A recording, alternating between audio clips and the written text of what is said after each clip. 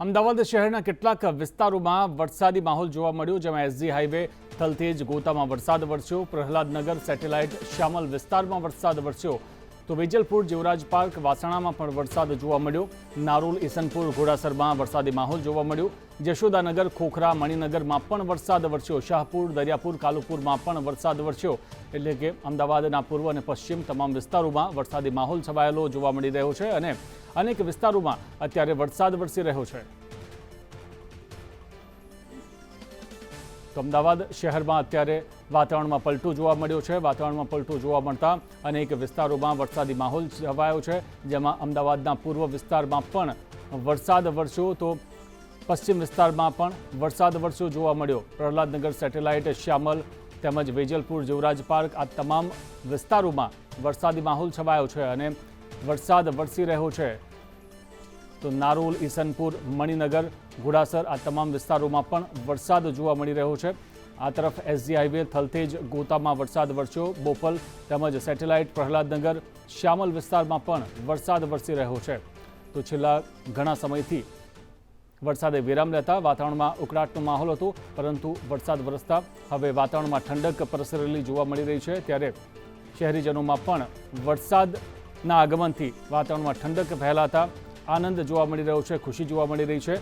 તો જે રીતે અત્યારે જોવા મળી રહ્યું છે અમદાવાદ વિસ્તારમાં, અમદાવાદના તમામ વિસ્તારોમાં વરસાદી માહોલ જામ્યો છે અને વરસાદ વરસી રહ્યો છે। અમદાવાદના પૂર્વ વિસ્તારમાં પણ વરસાદ વરસ્યો અને જે પશ્ચિમ વિસ્તાર છે તે વિસ્તારોમાં પણ વરસાદ જોવા મળી રહ્યો છે। તો અમદાવાદના એસજી હાઈવે થલતેજ ગોતા બોપલ સહિતના તમામ વિસ્તારોમાં વરસાદ જોવા મળી રહ્યો છે। તો બીજી તરફ વેજલપુર જીવરાજ પાર્ક વાસણા મણિનગર નરોડા નારોલ આ સિવાય ઘોડાસર ઈસનપુર આ તમામ વિસ્તારોમાં પણ વરસાદ જોવા મળી રહ્યો છે। તો હવામાન વિભાગ દ્વારા જે રીતે આગાહી કરવામાં આવી હતી, આગાહી પ્રમાણે અત્યારે વરસાદી માહોલ છવાયો છે। આ અંગે વધુ માહિતી મેળવીશું અમારા સંવાદદાતા હાર્દિક ભટ્ટ પાસેથી। જી હાર્દિક, જણાવો કે અમદાવાદમાં સમગ્ર વિસ્તારોમાં અત્યારે વરસાદી માહોલ જોવા મળી રહ્યો છે, કેવા પ્રકારની પરિસ્થિતિ? કરુણેશ, ચોક્કસથી બંગાળની ખાડીમાં જે લો પ્રેશર સિસ્ટમ સક્રિય થયું હતું તેને લઈને હવામાન વિભાગ દ્વારા આગાહી આપવામાં આવી હતી કે આગામી 20, 21, 22 અને 23 તારીખે ભારે વરસાદ છે તે પડશે। દક્ષિણ ગુજરાત અને સૌરાષ્ટ્રમાં ભારે વરસાદની આગાહી આપવામાં આવી હતી, જ્યારે અન્ય જગ્યાઓ પર મધ્યમ વરસાદની આગાહી છે તે આપવામાં આવી હતી અને તેને ધ્યાનમાં રાખતા અમદાવાદ શહેરમાં અત્યારે વરસાદ છે તે વરસી રહ્યો છે। પૂર્વ અમદાવાદ અને પશ્ચિમ અમદાવાદ બંને તરફ વરસાદ છે તે શરૂ થયો છે। કહેવાય કે વીજળીના કડાકા સાથે જે અંધારપટ છે તે પણ છવાઈ ચૂક્યું છે। અત્યારમાં વાહન ચાલકો છે જેને પોતાની હેડલાઇટ છે તે શરૂ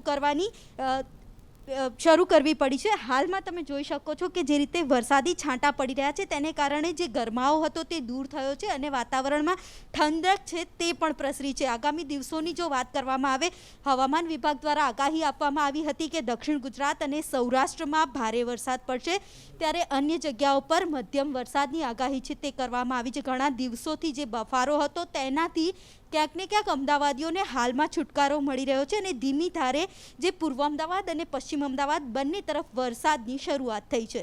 જી જોડાયેલા રહેશો હાર્દિક, આગળ પણ વધુ માહિતી પ્રાપ્ત કરીશું। તો અમદાવાદના અનેક વિસ્તારોમાં અત્યારે વરસાદી માહોલ જોવા મળી રહ્યો છે। એસજી હાઈવે વિસ્તાર તેમજ સેટેલાઇટ વિસ્તારમાં પણ વરસાદ જોવા મળી રહ્યો છે। ત્યારે અમારી સાથે જોડાઈ ગયા છે સંવાદદાતા મૌલિક ઉપાધ્યાય। જે મૌલિક, જણાવો કે જે રીતે એસજી હાઈવે થલતેજ સેટેલાઇટ વિસ્તારમાં વરસાદ જોવા મળી રહ્યો છે, કેવા પ્રકારની પરિસ્થિતિ?